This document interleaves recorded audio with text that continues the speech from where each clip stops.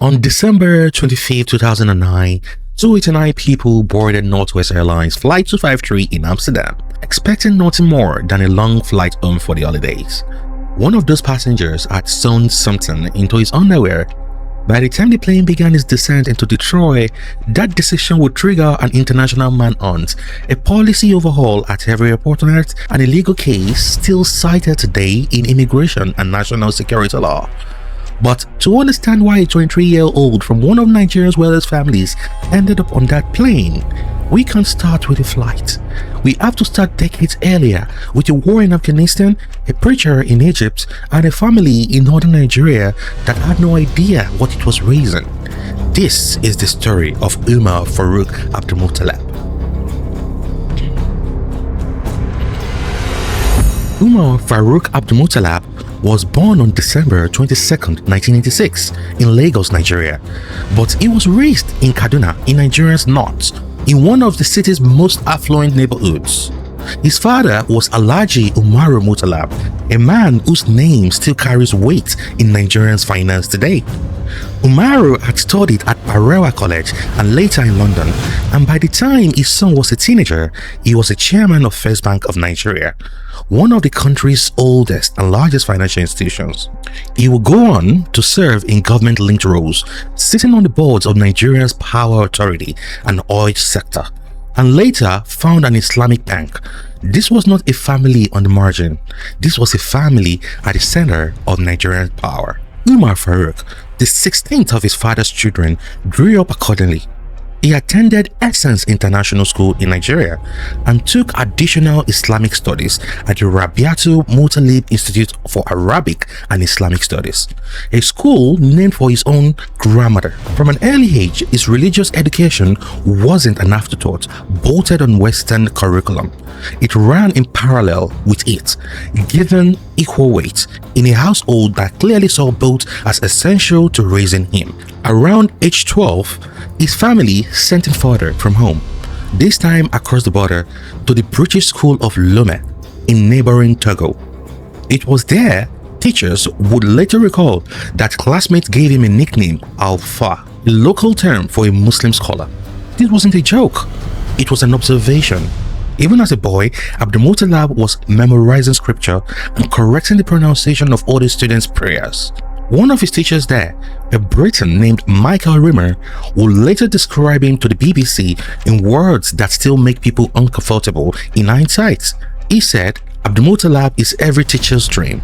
He was very keen, very enthusiastic, very bright and very polite. But Rimmer remembered something else too. In 2001, the year of 9/11, his history class held a discussion about the Taliban's regime in Afghanistan. Every other Muslim student in the room dismissed them outright. Umar Farouk did not. He argued in their defense. Rimmer assumed at the time that the boy was simply playing devil's advocate to keep a classroom debate alive. He would later have a reason to wonder if it wasn't an act after all. But we need to go first to Yemen the very first time.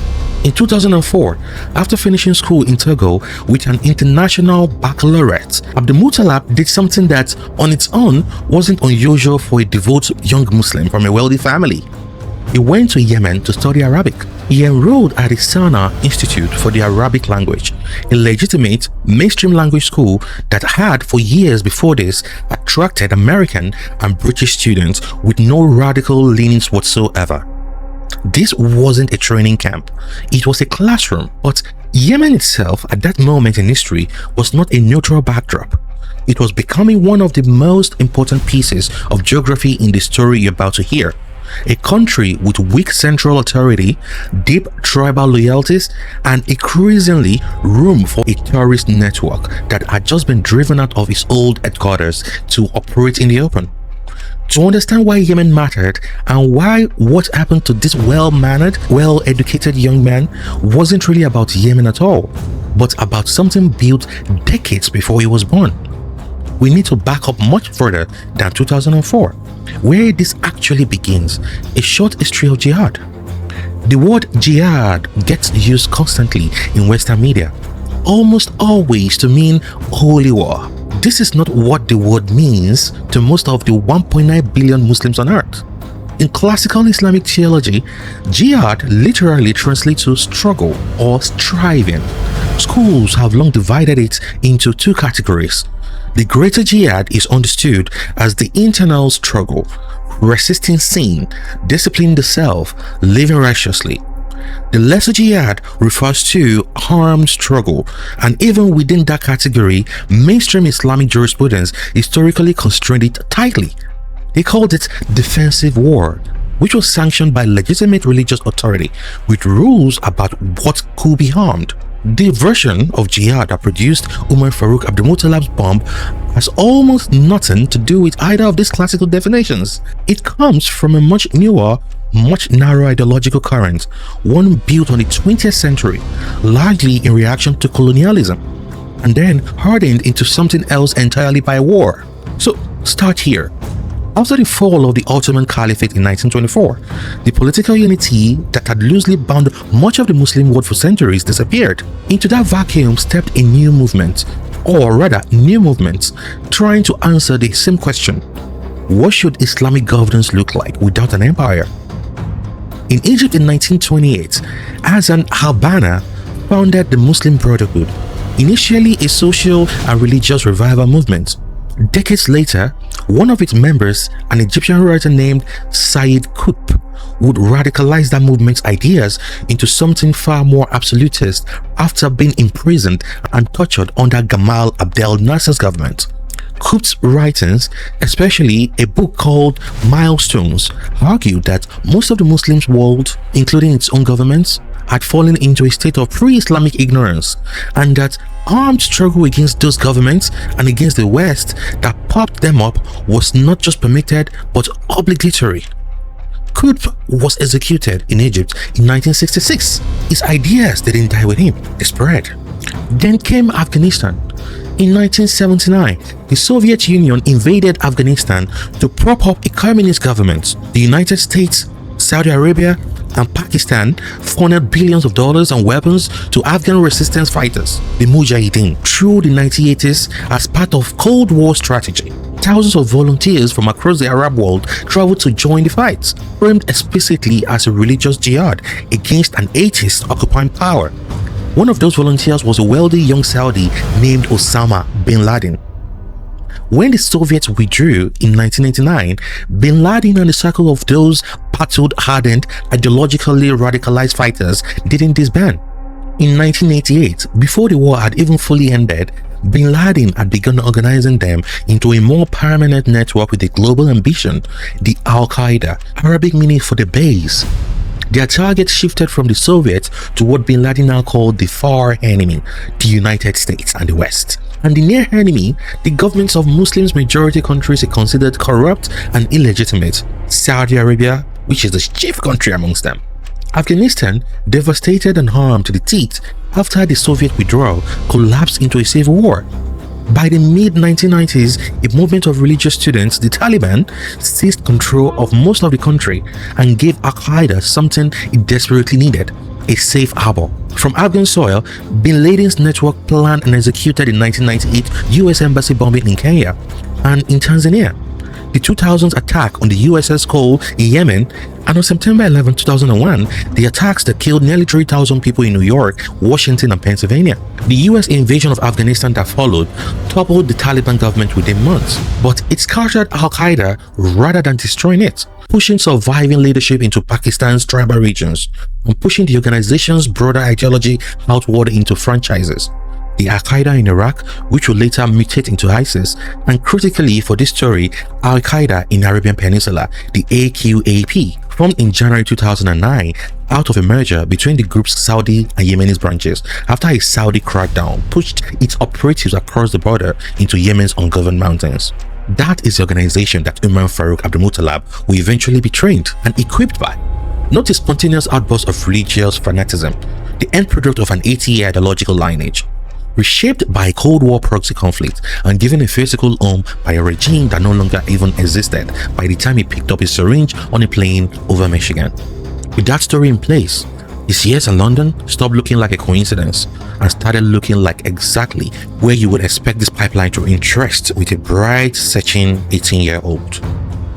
In September 2005, Abdulmutallab enrolled at University College London, one of Britain's most prestigious universities, to study engineering and business finance, and later focusing on mechanical engineering. He lived in a smart whitestone apartment block in an exclusive part of central London. By every account from professors and classmates, it was unremarkable in the best possible way. Quiet, devout, and all. He prayed constantly, sometimes leaving group project sessions to do so. He didn't drink, didn't date, mostly kept to himself. One classmate later told a British newspaper he always did a bare minimum of work and would just show up to classes.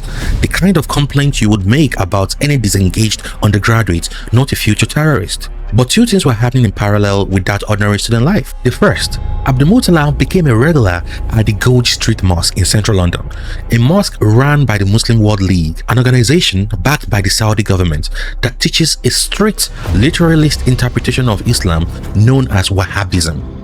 He had already been drawn to this theological current before arriving in Britain. London simply gave him an institution to practice it in daily, 5 times a day, within walking distance of his lecture halls.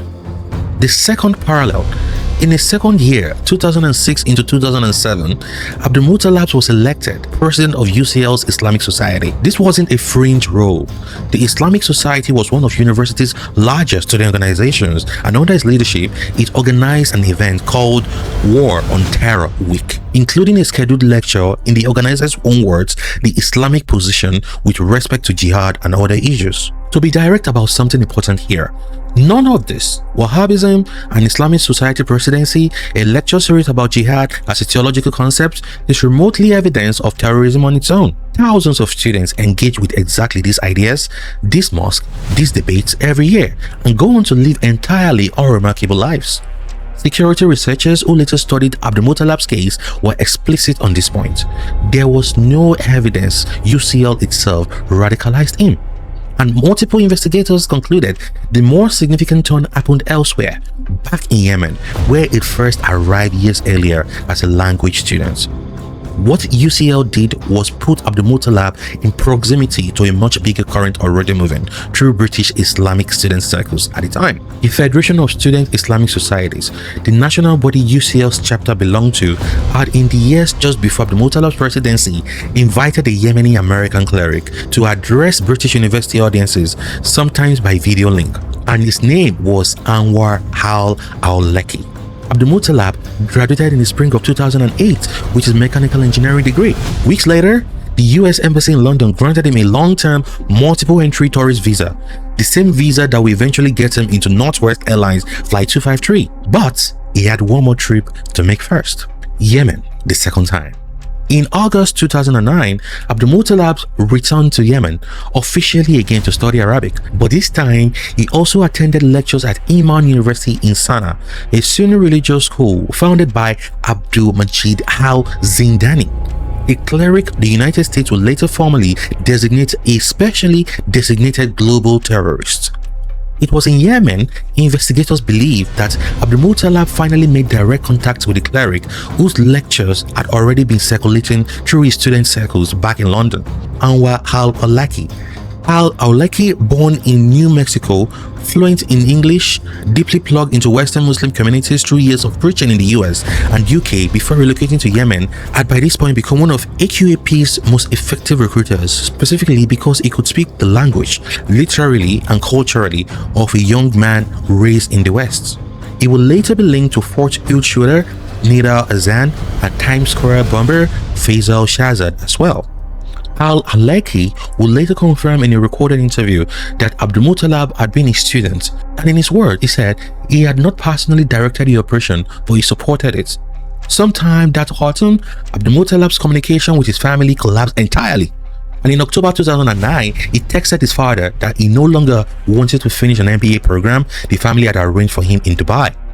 He wanted instead to spend 7 years studying Sharia and Arabic in Yemen. When his father threatened to cut off financial support, Abdulmutallab responded that he no longer needed it. It was being provided for. His father, Alhaji Umar Farouk Abdulmutallab, first bank chairman, a man with genuine standing in Nigerian government circles, did something almost no parent in his position does. In November 2009, weeks before Christmas, he personally went to the US Embassy in Abuja and told American officials that his son had become dangerously radicalized and was likely in Yemen with extremist contacts. That warning was logged into a US intelligence database, but it was never escalated to put his son on the no-fly list. Weeks later, Abdulmutallab flew from Ghana to Lagos, then to Amsterdam, carrying a valid US visa, no checked luggage, and a garment sewn with roughly 80 grams of PET and explosive. Flight 253 left Amsterdam in Schiphol Airport on the morning of December 24th, bound for Detroit Metro. Nothing about his boarding raised alarm. He had paid for his ticket in cash weeks earlier in Ghana. For most of the 8.5-hour flight, nothing happened. Then roughly minutes from landing, Abdulmutallab went into the bathroom for nearly 20 minutes and returned to his seat. He pulled a blanket over his lap. Passengers nearby will later describe a popping sound like a firecracker, then smoke, then flames rising from his lap. The device, triggered with a syringe of chemical initiator, failed to fully detonate. Instead of the explosion that could have brought the aircraft down over Ontario, it burned, badly burning Abdulmutallab but sparing everyone else on board. A Dutch passenger, along with several others and the cabin crew, tackled him, extinguished the flames, and restrained him for the remainder of the descent. The plane landed safely. Abdulmutallab was taken into custody on the tarmac, burned and within hours talking. In the hospital and later in custody, Abdulmutallab told investigators exactly what he had done and why. He was trained and equipped by AQAP in Yemen, and the attack is deliberately timed for Christmas Day. His case immediately became a test of the American legal system. Should a foreign national arrested on US soil be trained as an enemy combatant in a military tribunal or prosecuted in a normal federal courtroom with the same rights as any other criminal defendant? The Obama administration chose the second part, charging him in a federal court in Michigan. Congress erupted. Critics argued he should have been interrogated without Miranda protections. Supporters pointed to the criminal justice system's long, largely successful record of convicting terrorists, and he did so again here.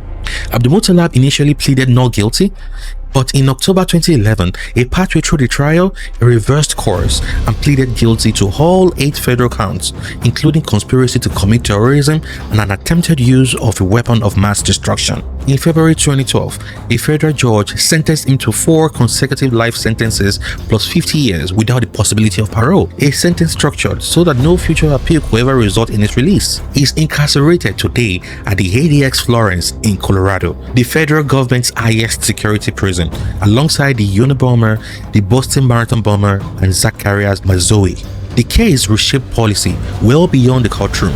It is the direct reason full body scanners became standard worldwide, and the failure to escalate its own father's warning into a no-flight designation triggered a full review of how the US intelligence agencies act on tips, including the tips from foreign nationals about their own children. Now, a different pipeline, Boko Haram. This particular topic is somehow unconnected with Boko Haram, but it is worth being precise here. Abdulmutallab's radicalization pipeline, Yemen, the AQAP, al-Awlaki, is not the same pipeline that produced Nigeria's most infamous militant group, the Boko Haram. They emerged independently at almost the same time for a different reason. Boko Haram was founded around 2002 in Maiduguri in Nigerian Northeast by a cleric named Mohammed Yusuf. Its ideology grew out of local grievance, poverty, government corruption, and a rejection of Western-style education, which is roughly what the group's name means in Hausa, the local language. For its first several years, Boko Haram was a domestic religious movement, not an international terrorist network. But that changed in 2009, the same year Abdulmutallab was making his final trip to Yemen, when Nigeria security forces killed Mohammed Yusuf in police custody after a violent crackdown on the group. His death didn't hand Boko Haram. It handed leadership to his deputy, Abubakar Shekau, and pushed the group towards the kind of large-scale, indiscriminate violence, mass kidnappings, suicide bombings, and the 2014 Chibok schoolgirl abduction that would eventually draw formal affiliation attempts with ISIS, splitting the group into rival factions, including ISIS-aligned ISWAP. So, we have 2 Nigerian radicalization stories unfolding in the same country in the same narrow window of time. One exported through elite international education and a Yemeni terror network, and the other homegrown out of domestic grievance and a fatal police crackdown. Different routes, different trajectories, but both are part of the same broader story this video opened with. How the 80-year ideological lineage that started with colonial collapse, the Muslim Brotherhood, and a Cold War proxy war in Afghanistan kept finding new soil to take root in long after the men who started it were gone. Umar Farouk Abdulmutallab will die in ADX Lawrence. That part of the story is over, but the legal architecture is case caused the US government to build a watchlist forum, a civilian versus military tribunal debate for foreign nationals accused of terrorism, and the screening protocols now standard at every airport you have ever flown through. That part isn't over. It is still being argued in courtrooms today. And for anyone in the diaspora navigating immigration status in the US, it is a hard reminder of something worth understanding clearly. Your visa status, your presence in the country, and your legal exposure sit inside a completely different framework than the one that determines guilt or innocence. And conflating the two can cost people cases they didn't even know they were part of. If you have made it this far, thanks for watching, and please subscribe to this channel to support us. We're going to be starting our Patreon channel very soon, and we're going to communicate the time it's going to start. Thank you so much, and hoping to see you in the next video.